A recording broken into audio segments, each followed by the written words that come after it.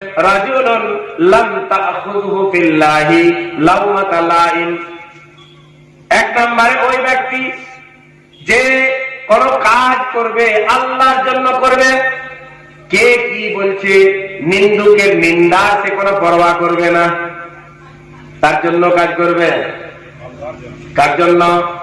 রাজনীতি আপনি করতে পারেন।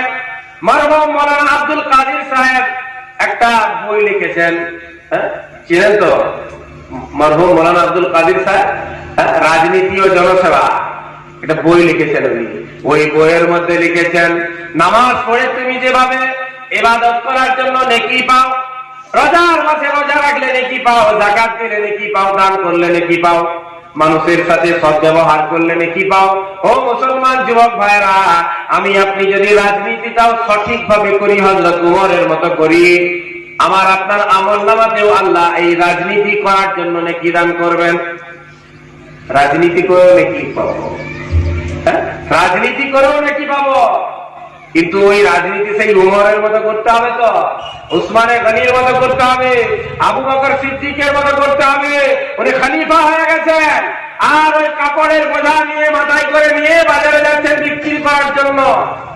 হযরত উমর রাদিয়াল্লাহু তাআলা আনহুর দুঃখ লেগেছে, হায় রে, আমাদের মুসলিম জগতের মুসলিম জাহানের প্রথম খলিফা, তাকেও বাজারে যেতে হচ্ছে ব্যবসা করার জন্য।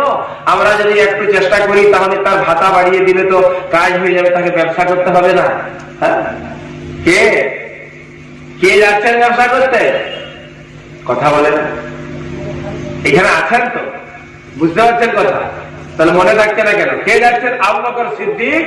আবু বকর সিদ্দিক রাদিয়াল্লাহু তাআলা আনহু, নবীজির বন্ধু, ইসলাম এনেও বন্ধু, তার আগেও বন্ধু, গারের মধ্যেও বন্ধু, কবরের জগতেও বন্ধু, আবার হাসরেও বন্ধু, জান্নাতেও বন্ধু। সে আবু বকর সিদ্দিক রাদিয়াল্লাহু, সুবহানাল্লাহ সকালবেলা বলবেন ফজরের নামাজ পড়ে। ওই বন্ধু ব্যবসা করার জন্য যাচ্ছে। উমর রাদিয়াল্লাহু তাআলা আনহুর দেখে দুঃখ হয়েছে, হায় রে, আমাদের খলিফা, আমাদের নেতা, সে ব্যবসা করার জন্য যাচ্ছে, তো তার একটু ব্যবস্থা করে দিতে হবে। হযরত আলী, হযরত উসমানে গনি, এই বড় বড় সাহাবারা সব বসে আলোচনা করেছেন যে আজ থেকে হযরত আবু বকর সিদ্দিকের যে ভাতা আছে, সরকারি যে টাকাটা পায়, ওই টাকাটা একটু বাড়িয়ে দিব, ওই টাকা একটু বাড়িয়ে দিব, যাতে করে সংসারটা ভালোভাবে চলে, ব্যবসা করতে না হয়। হযরত আবু বকর সিদ্দিক রাদিয়াল্লাহু তাআলা আনহুকে জিজ্ঞাসা করা হলো, হুজুর, আপনার ভাতা কত ঠিক করব বলেন? হযরত আবু বকর সিদ্দিক রাদিয়াল্লাহু তাআলা আনহু বললেন, মদিনার একটা গরীবকে যে ভাতা